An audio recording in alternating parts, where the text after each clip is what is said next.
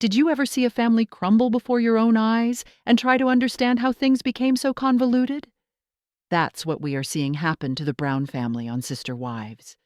There are two women, Mary and Robyn, who live on two vastly different journeys, but share one constant, though they are bound together forever, to one man, Kody Brown. But what if the fissures in a family grow wider, and one wife chooses to reassert her independence, while the other seems to be basking in comfort in the center of Kody's favoritism?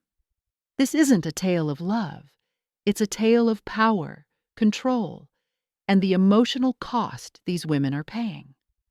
Once a staple of the Brown family, Mary Brown is now on a quest of rediscovery and self-improvement after her divorce from Kody. She's building from scratch again, but along the way, she also has to deal with the bitter reality of being discarded by the man whom she had thought she'd grow old with. Her relationship with her previous sister wives, particularly Robyn, has changed in ways both surprising and hurtful. And then there's Robyn Brown, the wife who owns Kody's heart. She's the one who appears to be living a life of excess, surrounded by luxury, high art, and a grand house. Her higher status in the family puts her in direct contrast to the others. As Robyn enjoys the perks of being Kody's obvious favorite, the others have to suffer the emotional devastation and loneliness. It's like seeing a fixed game where some players reap all the rewards and others get nothing. So, what happens when these two women's individual changes collide with the harsh reality of a family broken by favoritism, jealousy, and economic pressure? Let's get into this messy, emotional, and very human tale. Mary Brown's life after breaking up with Kody has been nothing short of a whirlwind, full of heartache, exasperation, and a desperate need to rediscover herself. If you've been watching Sister Wives, then you know Mary's relationship with Kody has been in shambles for years. But the minute she finally decided to leave marked a new beginning. One where she needed to find herself again, find her footing, and most of all, get back in control of her life after years spent living in the background. Mary stood loyally by Kody's side for a long time, but little by little she was pushed out of the family structure. The emotional neglect she suffered, particularly as Kody's eyes increasingly turned towards Robyn, made her feel invisible and discounted. Even as a faithful companion, she could sense Kody pulling away from her, behaving as if she were no longer vital. The emotional hurt, together with the increasing gulf between her and Kody, left her reeling with thoughts of worthlessness and loneliness. Loneliness and isolation. This wasn't about leaving the man she had loved. It was about leaving the future she had dreamed, the family she had trusted for all those years. As painful as it was to leave her marriage, Mary also realized that this was her time, her opportunity to step into her own self. She had to rebuild from scratch, to find out who she was again outside of the moniker of wife of Kody. The emotional work that lay before her was daunting. She needed to look deep, to confront the hard questions. Who was she, if not Kody's partner? What did she want for herself? And how could she get out of the habit of letting a relationship, one that no longer served her, dictate the terms of her life? During this deeply personal transformation, her connection with her former sister wives, especially Robyn, changed dramatically. Mary had once shared a closeness with all of them, but Robyn's intensifying bond with Kody disrupted that unity. It became increasingly clear that Robyn held the favored position, and that shift rippled through Mary's place within the family. At the center of Mary's emotional conflict was the hard truth that she wasn't just losing her marriage, she was also losing her role in the family dynamic. Robyn had become the focal point, leaving Mary's position unclear and unstable. This led to building tension and resentment, particularly toward Robyn, who seemed to be flourishing while Mary was left in emotional ruins. Their dynamic became increasingly tense, and you could sense the emotional distance increasing with each passing encounter. Whereas Robyn seemed to take pleasure in comfort and luxury, Mary was having trouble creating a life that wasn't dependent on the family she had spent decades trying to keep intact. The pain wasn't just from the loss of Kody. It was because she felt displaced, as though she'd been moved to the side and replaced. Nevertheless, even in the midst of all that emotional turmoil, Mary started to find strength in places she had not anticipated. She doubled down on her online business pursuits, utilizing them as a means of taking back her future. Her work on her clothing line became more than simply a business. It was a representation of the empowerment she had been seeking. It wasn't so much about the money. It was a declaration that she could be independent outside of the marriage and family she once knew. By pursuing economic independence, Mary started rebuilding a lost sense of self-worth. With all her heart and soul dedicated to her brand, she came to realize that her worth was not tied up in being the wife of Kody or being a member of the Brown clan. She was capable of creating something that was hers, and hers alone, a legacy that was independent of Kody's behavior and Robyn's entitlements. Her business became a beacon of her independence, a reflection of who she was becoming, someone resilient, capable, and proud, no matter the drama that still lingered in the background. Through all the emotional storm, Mary's split from Kody ended up sparking a rebirth. It was never an easy path. There were days filled with tears, frustration, and intense self-doubt. Mary's decision wasn't an easy one, but slowly, step by step, she found the strength to stand tall on her own. Over time, her business efforts began to flourish, granting her not only the financial stability she needed, but also the emotional independence she'd been searching for. Though Mary's journey is still unfolding, one thing has become abundantly clear. She's no longer simply known as Kody Brown's wife. She's slowly constructing a new life, one that's hers alone. As Mary keeps evolving and piecing together her life, her relationship with Robyn and the rest of the family is sure to continue evolving. But for the time being, Mary is choosing herself, and that choice might be the most powerful change of all. Let's discuss Robyn Brown now, a woman whose tastes are anything but modest. From multi-million-dollar mansions to her extensive gallery of fine artwork and designer furniture, Robyn obviously indulges in the higher-end pleasures wealth has to offer. While nothing is necessarily wrong with enjoying quality things, the disparity between her lifestyle and the overall financial reality of the Brown family has sparked a lot of controversy. When the average person thinks of the Brown family, they automatically think of the financial issues they've faced, specifically the stress of keeping a large, polygamous family. Kody himself has frequently spoken about the pressure of having multiple homes, and the family has struggled with money problems repeatedly. There's been a perpetual feeling of financial uncertainty hanging over their heads. Her alone time at home is enough to generate dialogue. The mere size and opulence of it have been in the forefront on Sister Wives. From precision-chosen artwork to high-end decor and furniture, Robyn's home has a designer-level aesthetic that the rest of the wives' homes simply can't duplicate. Every room looks intricately styled and tastefully affluent, telling us as much about not only her tastes, but also where she stands in the family. For a woman who says she leads a humble, plural life, Robyn's environment speaks otherwise. And though the extravagance is one thing, it's the response to her way of life that has really caught public attention. The fans of the show have not failed to notice the glaring disparity between the comforts enjoyed by Robyn and the persistent financial struggles of the other wives. Christine, for instance, has not hesitated to reveal her own difficulties, especially in the collapse of her marriage with Kody. Mary likewise has spoken openly of her emotional and financial woes. In the meantime, Robyn appears to be in a whole different world of finances. And it's not only the wives who are paying attention, viewers are as well.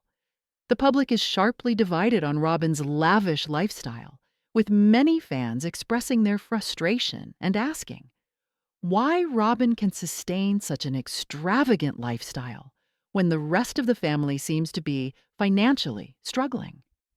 This disconnect has spurred broad outrage, with Robyn being accused by many fans of bragging about her riches in a tone-deaf manner, particularly given the economic hardship Kody's other wives have endured for years. But it's not necessarily about the extravagance itself. It's what it symbolizes.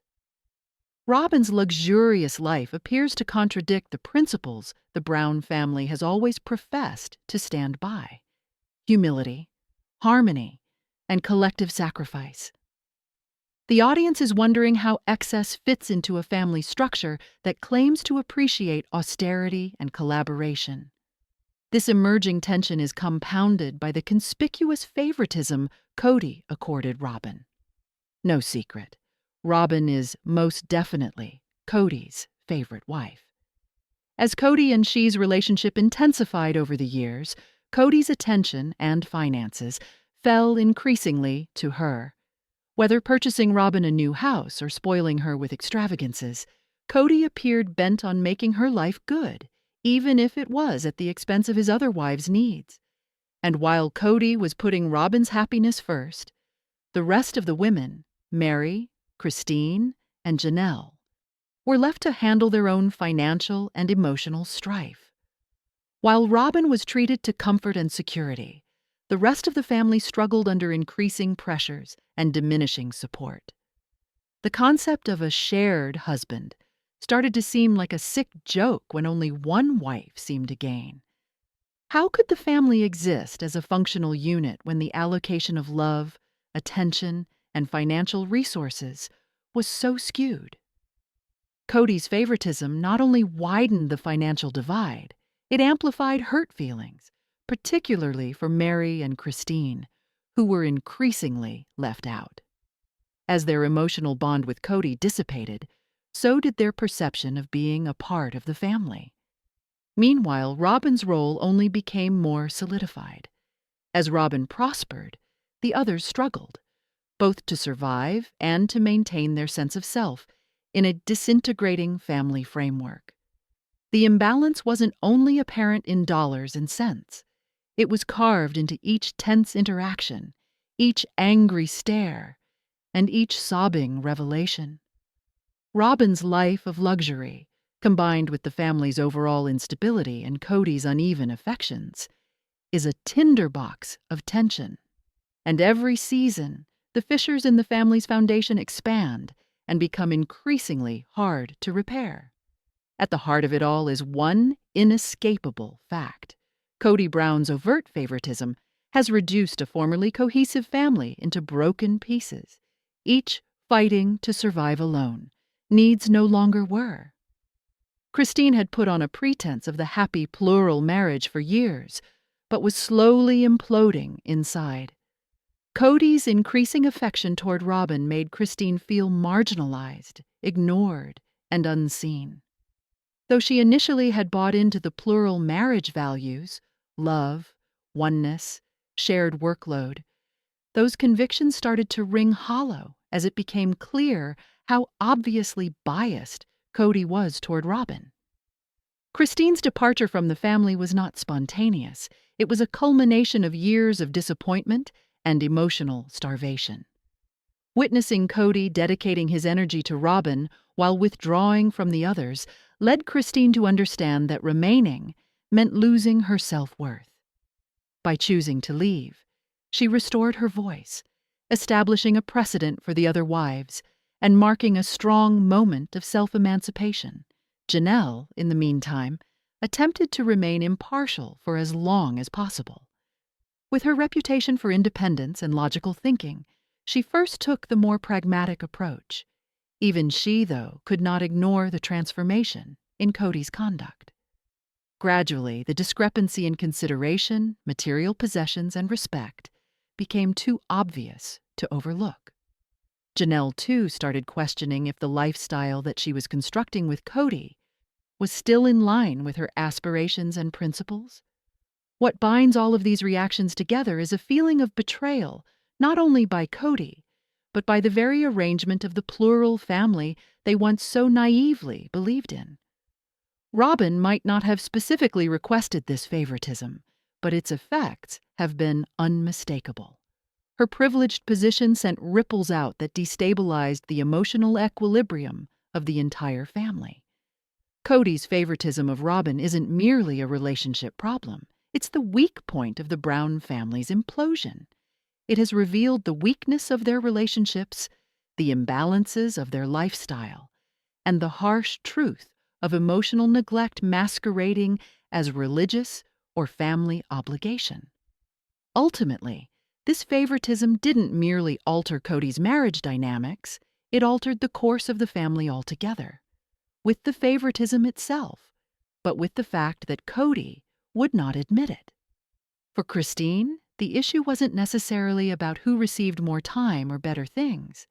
It was about validation, respect, and equality. When she brought up to Kody that she was unhappy, he would frequently deflect or downplay her issues, which only contributed to her feeling of emotional abandonment. Her choice to depart was not sudden. It was the culmination of years of being ignored and not valued in a family where harmony had previously been the objective. Christine's exit marked a turning point for the Brown family. It was the point at which the illusion of cohesion finally disintegrated. Her departure was symbolic as well as practical, an assertion that she would no longer remain in a marriage or a family system wherein she felt disregarded. Viewers praised her courage, seeing her choice as an act of empowerment within the backdrop of years of subtle emotional manipulation and inequality. Meanwhile, Janelle came to a breaking point. She was always the peacekeeper, never wanting to cause drama, but wanting stability. She could no longer deny, however, the toll Kody's decisions were costing her emotionally. While she did not immediately pack up and go, her increasingly remote nature and acceptance of testing Kody more explicitly indicated a turning of her views. Janelle started prioritizing her own independence, children, and own peace of mind above keeping an unstable dynamic. As for Mary, her situation had been deteriorating for years. The emotional chasm between her and Kody had widened long before the spotlight was fully on Robyn, but the favoritism made her isolation even more painful. Mary's struggle wasn't just with Kody. It was with her place in a family that seemed to be moving on without her. While she remained legally and emotionally detached, her loneliness and yearning for connection were palpable. The favoritism Kody showed toward Robyn wasn't just a slight. It was a clear indicator that Mary was no longer part of his emotional world. Ultimately, Kody's prioritization of Robyn didn't just create friction, it dismantled the very foundation the Brown family was built on. The ideal of plural marriage is based on equality, emotional equilibrium, and respect. If one wife is obviously favored, it goes against the fundamental ideals that the family professed to believe in. That favoritism not only isolated the other wives, it revealed a secret. The Brown family wasn't together. It was broken, and maybe always had been beneath the surface. Kody Brown's long-standing preference for Robyn has blossomed into one of the most prominent and polarizing aspects of the Sister Wives saga. What started as sniping preferential treatment gradually turned into a staple of the family's downfall. As the patriarch of the family, Kody's actions have established the emotional undertone for all concerned. And with time, it became agonizingly apparent. His favoritism for Robyn gravely split the family. Early on, Kody's relationship with Robyn felt different. Though he was still technically married to Mary, Janelle, and Christine, his connection with Robyn seemed more profound, more intense, and above all, more prioritized.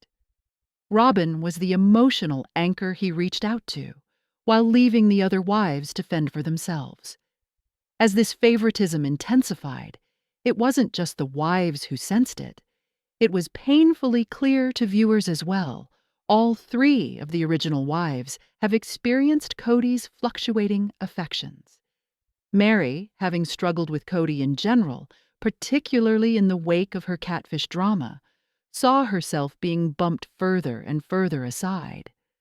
Her move toward autonomy was seemingly bred out of need. After a long time with Kody largely emotionally neglecting her, she had no choice but to walk alone. Christine was most outspoken about being unhappy.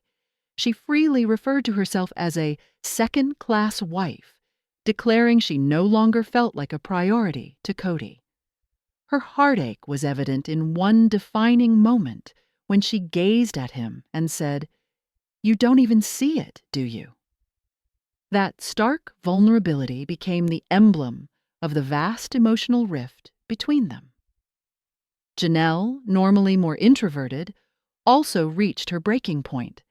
Practically minded as she is, even she started having words with Kody over the mounting disparity. Her placid, deliberate frustration indicated just how deeply shaken she was by the widening emotional chasm. What makes this all the more tragic is Kody's persistent refusal to really hear or listen to the hurt that his wives cried out. Rather than healing the wounds, he tended to brush them aside or deflect blame back to them when possible. The outcome? A poisonous family environment where wives were compelled to compete for his time and emotional approval. As the years passed, the harm was irreparable. Christine departed. Mary and Janelle started emotionally and physically distancing themselves. The dream of one plural family together fell apart, not due to logistics or beliefs, but due to one man's failure to treat his wives with justice and compassion. As emotional neglect pulled apart the heart of the family, financial instability laid bare the cracks further. Kody's choices, purchasing several homes, moving the family, and undertaking ambitious business projects, put a heavy toll on the family finances. Wives frequently raised an eyebrow over financial management. Christine and Janelle questioned his decisions, burdened by poor financial management. Mary wanted independence with her online ventures, creating space for independence in the wake of her tumultuous relationship. Robyn, on the other hand, seemed to lean more on Kody for support, keeping a more traditional position within the family dynamics. These financial decisions didn't only affect their bank accounts, they widened existing fault lines as the wives felt the trickle-down impact of bad planning and favoritism. At its heart, Sister Wives was a tale of unity, strength, and the non-traditional ties of plural marriage. But in truth, it became a warning tale about the pitfalls of imbalance. Kody's persistent favoritism of Robyn didn't merely exclude his other wives, it unraveled the very ideals he had long professed to adhere to. The financial and emotional damage his actions have caused will never be fully recovered from. As long as Robyn is still the obvious priority, reconciliation with Mary, Christine, or Janelle will never be a real possibility. As the Sister Wives saga continues to unfold, perhaps one of the most striking contrasts is between Mary's increasing financial independence and Robyn's ongoing dependence on Kody. This divide doesn't only represent different lifestyle choices. It reflects a deeper emotional and relational schism between the two women and within the family as a whole. A widening divide, Mary's empowerment versus Robyn's dependence. Mary's path since the split has been one of strength. She has gained empowerment through economic independence, creating her own business endeavors and regaining a sense of purpose. Her capacity to provide for herself is in direct contrast to Robyn, who is still economically reliant on Kody, living what most view as a more lavish lifestyle. This extreme disparity of financial position only served to heighten the emotional tension between Meri and Robyn. While Meri is creating a path based on self-worth and independence, Robyn seems more deeply rooted in a dynamic that connects her security to Kody's ongoing support. More than just finances, independence, self-worth, and the pursuit of happiness. Considering Meri and Robyn's individual experiences, their stories transcend the typical polygamous family drama. They represent greater themes: the bravery to pursue independence, the importance of self-discovery, the struggle for personal joy in a multifaceted emotional landscape. Meri's willingness to step into her own authority after decades of emotional struggle is a testament to how taking control back can equal growth. Her transformation is inspiring not only, but symbolic of a woman choosing not to be invisible. Conversely, Robyn's ongoing reliance on Kody and her penchant for high-end living betrays a more complex facet of complexity. On the one hand, she might sense security in her traditional feminine role, but it also sets her at cross purposes with increasing autonomy of her sister wives. The rift between Meri and Robyn is more than economic. It's emotional. It's one of respect, self-determination, and identity. Meri's autonomy shows what can happen when a woman takes back her life. Robyn's dependence on Kody highlights the skewed dynamics that have bedeviled the Brown family for so long. On their own respective paths, the two represent the larger dysfunction that pervades the family, a dynamic characterized by favoritism, unequal emotional involvement, and irreconcilable values. With these women only continuing to change in their individual ways, here is the million-dollar question: can Meri and Robyn ever find peace? At all? And with each other?